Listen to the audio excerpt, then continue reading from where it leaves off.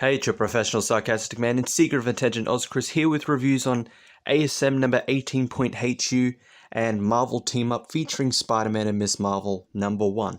So starting off with ASM, this is the second tie-in issue for Hunted.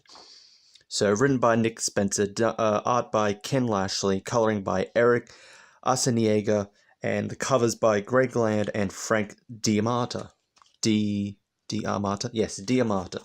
So this tie-in issue is each of them, if you don't know already, based on a various Spider-Man villain or former villain in the case of Black Cat. So this issue is the Gibbon. And yes, I know you're wondering, I don't know, unless you're like a really hardcore Spidey fan, who is the Gibbon and why is he given a tie-in issue?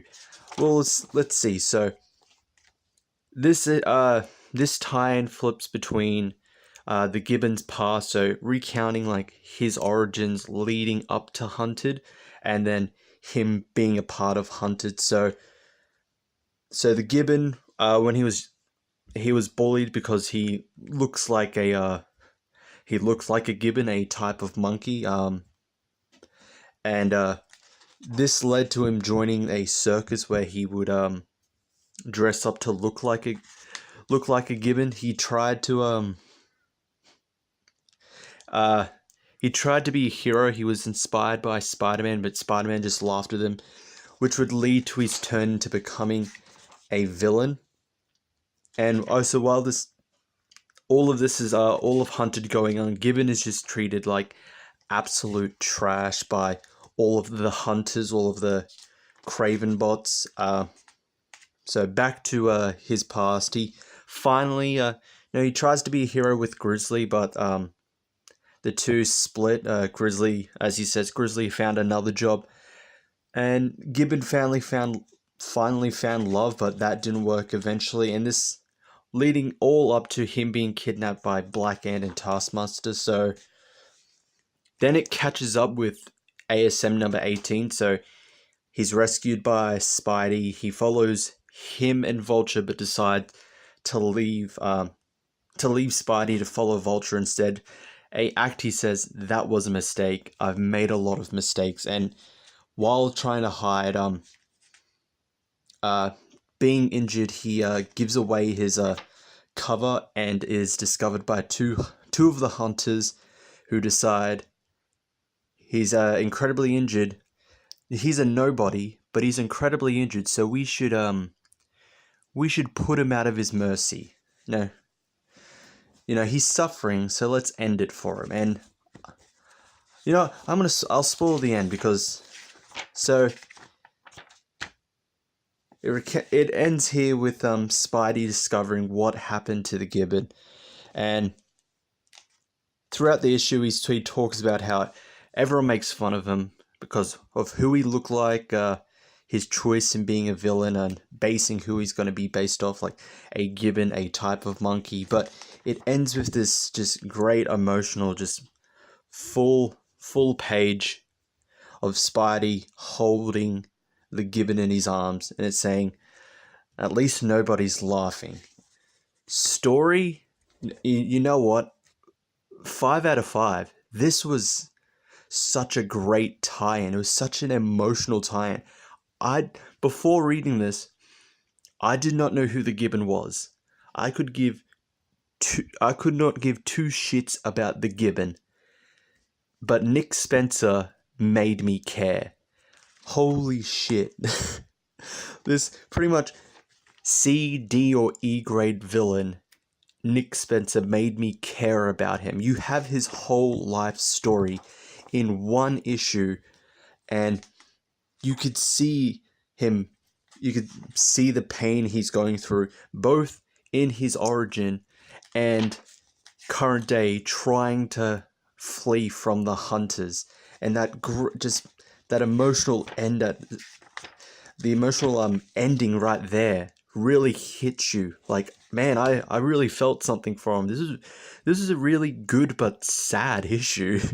So 5 out of 5 for the story. Art, 4 out of 5. The art by Lashley and coloring by Arciniega was actually pretty good. I really enjoyed it. For a second I thought it was Ramos for some reason, but it was actually Ken Lashley that did the art, so I don't know, the art kind of looks similar to Ramos's sometime, except for the weird looking faces and the weird body proportions sometimes. So yep, 4 out of 5 for the art. The cover by Greg Land and Frank Diamata, 4 out of 5. It's not a bad looking cover, although I do feel like this face was obviously traced. I mean, it's Greg Land.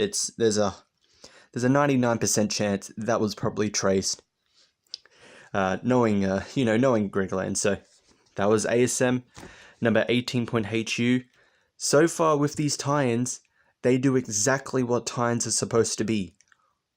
Optional.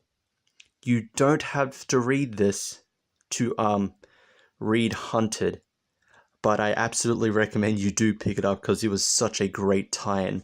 Even just a comic by itself. If it wasn't with Hunted, if this was just a random ASM issue about the Gibbon, it would be great as well. I don't know how they would substitute the Hunters, but something else. But this is a great issue by itself, even though it's a tie-in. So on to Marvel Team Up. So this is the new series written by Ironheart writer Evel Ewing. I have art by Joey Vasquez, coloring by Felipe Sobrero, and the cover by Stefano Caselli and Triona Farrell. That's a lot of names I was worried I was going to butcher. So this issue takes place in like 2 different parts. So it even says here, special flip book format, start reading from either side. So you have one side is the Peter story. So Peter is getting ready to give a speech about an old colleague of his, Dr. Rosario, and when his Spidey senses go off, it alerts him to the Jackal, who is there to use the Rosario's machine. And Miss Marvel turns up from her portion of the story, and that's it for Peter's part. And with Miss Marvel's part, it's essentially her school going on a trip to the university where the presentation will be taking place. Just follows Kamala's part, being in attendance, and then seeing the Jackal arrive, and while everyone escapes, she joins in to help, but Spidey's also already on the scene. And so story at 3.5. It was okay. It wasn't terrible, but it wasn't overly good as well. The ending is interesting, so I'm probably gonna check out number 2 because of the ending. A really interesting twist ending to it. Art by Vasquez and coloring by Sobrero. Oddly enough, I feel like the art was slightly better in the Kamala parts. In the Peter parts, for some reason, like at the start, Peter looks pale, like sickly pale. Not like white guy. He looks sickly pale because of the coloring. But I think once the suit is on, once it gets onto the action, the art was slightly stronger. So 3.5 for the art. Cover, 3.5 for the cover. It's the art, the cover by Caselli and Farrell. It's not bad, but it's a simple cover. And the story, I would say, adding onto the story, honestly, if $2.99 comics was still a thing at Marvel, you could easily just combine those 2 halves together and just have it like 1 page is the Peter half, and then 1 page is the Kamala half. And you could probably cut out some of these bits. They're not particularly necessary. They're just a bit exposition-y. So that is it for those 2. Thank you all for watching. I'll see you all next time.